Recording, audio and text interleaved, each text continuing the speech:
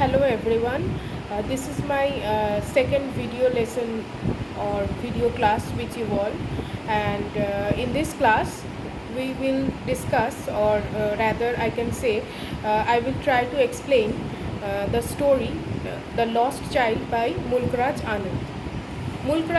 Anand, the name itself is a very famous name in English literature, and the story The Lost Child is also very famous.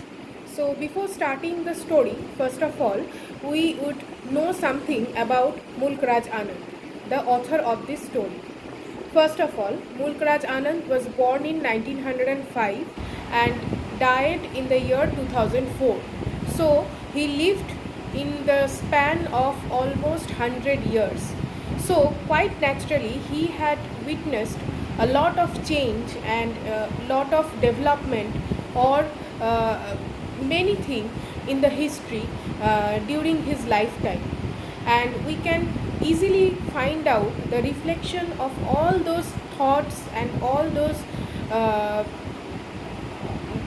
uh, all those thinking procedure, imagination, the real events, everything in his writings. Also, one of the main feature of his writing is that he generally focuses on the lives of the poorer caste of India. We all know that the poorer caste of India had faced a lot of struggle and lot of humiliation at some point of time of history, and he had always focused on their life and forecast to us the mm, the regular struggle that they had to face. And he was also one of the authors who gained international fame along with R.K. Narayan from India, and was very famous among the international readers also. And one more thing, one of his protest novel called Untouchable is very famous, that describes the bloodshedding struggle of the poorer caste of India. So this is the description of a little bit about Mulk Raj Anand. Now we will start the story.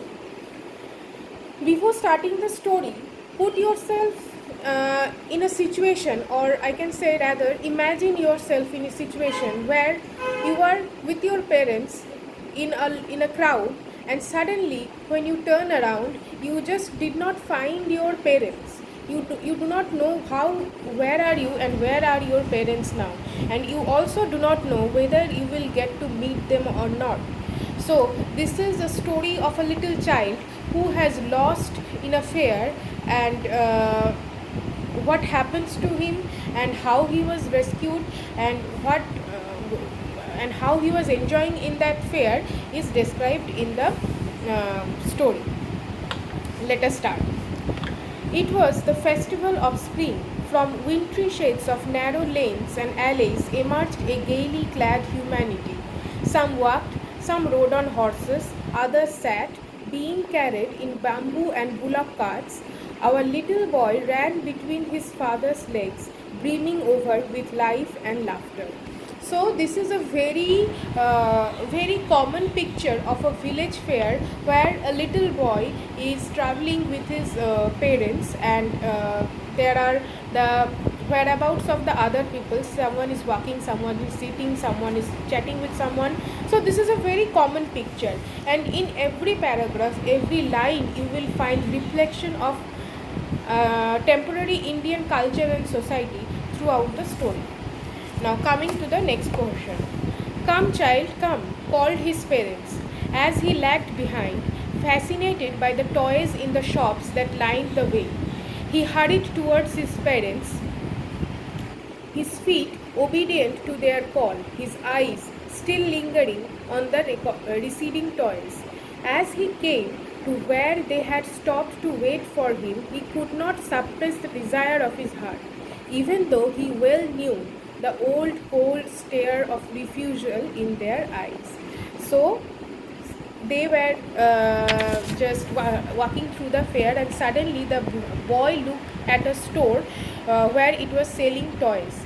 And as a child, he got a tremendous desire to have one of these toys, but he knew that his parents would never allow him to have one of them. So, although he wanted one of those, but as his parents called him, he knew. And he knew the fact that he would not get that, and quietly goes to his parents. So this is a very clear picture, or very common picture in our childhood also. We were not allowed to have anything we want, but we wanted many things in our childhood, but now we understand that what is the reason behind this. So I have told you that you will find the clear picture of Indian society in this story, and this is one of the instance. The mentality and the economic status of of an Indian family at that time. I want that toy, he pleaded. His father looked at him, red eyed, in his familiar tyrant's way. His mother, melted by the free spirit of the day, was tender, and giving him her finger to hold, said, "Look, child, what is before you." It was a flowering mustard field, pale like melting gold as it swept across miles and miles of even land. So when he asked for the toy, his father looked at him red-eyed, means he was very much angry, as the child wanted that toy. But his mother was tender and soft-hearted, so she consoled him and told him, "Look in front of you." And at that time, women do not have the that much voice to protest against the father or the patriarchal society. Nowadays, some of the women have it, but at that time it was not at all possible. That's why she knew that her husband would never allow to have that toy for his son. So she consoled him in other way. A group of dragonflies were bustling about on their gaudy purple wings, intercepting the flight of a lone black bee or butterfly in search of sweetness from the flowers. The child followed them in the air with his gaze, till one of them would still its wings and rest, and he would try to catch it. But it would go flapping up into the air. When he had almost caught it in his hands, and then his mother gave a cautionary call, "Come, child, come on to the footpath." So, here is a beautiful description of the surrounding environment given by the writer. And one more funny incident that has happened to us in our childhood also, that we always try to catch butterflies. We waited till the wings of the butterfly comes to rest, and then we try to catch it. Similar thing is happening to the boy, but his mother told him to come to the footpath. He ran towards his parents gaily and walked abreast of them for a while, being, however, soon left behind, attracted by the little insects and worms along the footpath that were teeming out from their hiding places to enjoy the sunshine. So, another thing, that the boy had already forgot the incident of the toys and runs to his parents, and he was very much happy. "Come, child, come," his parents called him from the shade of a grove where they had seated themselves on the edge of a well. He ran towards them. A shower of young flowers fell upon the child as he entered the grove, and forgetting his parents, he began to gather the raining petals in his hands. But lo, he heard the cooing of doves and ran towards his parents, shouting, "The dove, the dove!" The raining petals dropped from his forgotten hands. One more beautiful incident. The parents of the boy, they were waiting for him at a grove, and a little garden type of thing, and on the edge of a well, and they called the boy. The boy went there, and as it was springtime, the leaves and the flower petals were falling from the trees. So suddenly it was raining of flower petals, and the boy wanted to catch all the flower petals in his hands, and he succeeded to grab some of those. And when his parents and suddenly he heard the cooing of a dove, and he was very much excited, and he forgot what he had in his hand, that he had collected some petals in his hands, and he um, and all the petals had fallen from his hand, and he shouted in joy like the dove, as if something very exciting had come in front of him. "Come, child, come," they called to the child, who had now gone running in the wild capers round the banyan tree, and gathering him up, they took the narrow, winding footpath which led to the fair through the master field.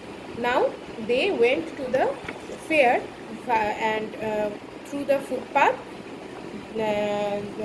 on the footpath through the master fields. As they neared the village, the child could see many other footpaths full of throngs converging to the whirlpool of the fair, and felt at once repelled and fascinated by the confusion of the world he was entering. Now they approached to the village fair, and it was very lively and very energetic atmosphere, and the boy was fascinated, rather we can say he went into another world of fantasy as soon as he was approaching to the fair. A sweetmeats seller hawked gulab jamun, rasgulla, burfi, jalebi at the corner of the entrance, and a crowd pressed round his counter at the foot of an architecture of many colored sweet, decorated with leaves of silver and gold. The child stared open-eyed, and his mouth watered for the burfi that was his favorite sweet. "I want that burfi," he slowly murmured. But he half knew, as he begged, that his plea would not be heeded, because his parents would say he was greedy. So without waiting for an answer, he moved on.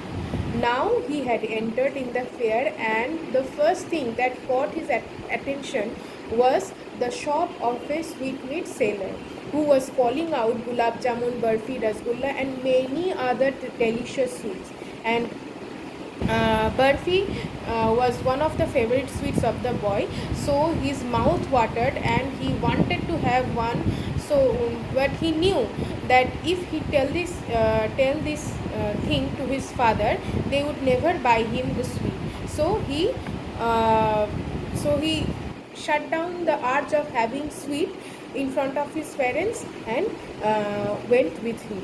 So see what kind of you can easily understand the kind of mentality and the kind of Indian society that we are having here. He is like other child, having many wishes to be fulfilled, but he knew that his father do not have the ability, or maybe do not that society would not allow them to fulfill all their desires. So that's why the child himself lags behind, and he went to his parents. To him, what mattered the most, to him the thing that mattered the most is his parents, and whatever they will give him by their own intention or their own love, he will have it. Otherwise he would never ask for anything. So up to this for today's lesson. In my next video tutorial, I would try to complete the remaining portion of the story, and we will get to know what happened to the child, and what happened when he lost his parents. Did anything dangerous happen to him, or was he rescued or not? Everything we will get to know in our next video tutorial. Till then, read this portion and read the whole story. That is very good, and you will also enjoy the story. So for now, thank you everyone. We will meet up in our next video tutorial. Thank you.